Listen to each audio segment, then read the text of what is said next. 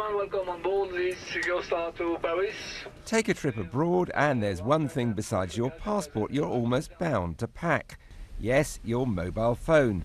But across the channel, it'll soon be warning you about the cost of using it abroad.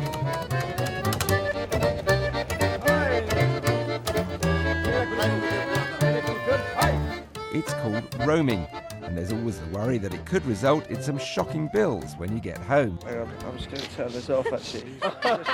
You just reminded me to turn off my data. Yeah. Hang on. Yeah, it's fine. Yeah. Yeah. It's expensive. Yeah. Really expensive.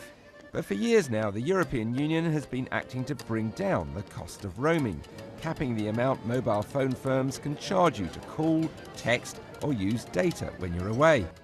The cost of roaming may have come down, but if, like me, you use a lot of data, you can still see the bills mount up. But next year, that should change. Anyone travelling from Britain to another EU country and anyone coming here from across the EU will find that roaming charges have been abolished completely.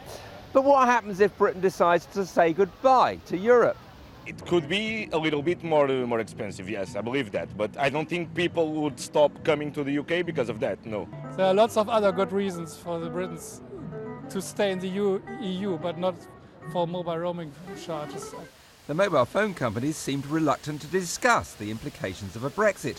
Even their statements said little. EE said EU membership meant they'd been able to offer customers lower charges. O2 said it was too early to predict what would happen to roaming charges if we left. Vodafone said it would always do what's right for our customers, and Three said no comment.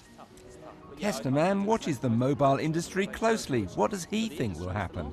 Obviously, UK operators would no longer be accountable to roaming regulation from the European Union, and so in the long term we may start to see roaming prices creep back up again. I think that the reality is that in a market as competitive as the UK, this is extremely unlikely. Lower roaming charges is one area where the EU's been in tune with consumers. Even if Britain left, it seems unlikely any government would want to see them rise again. Rory Cellan-Jones, BBC News.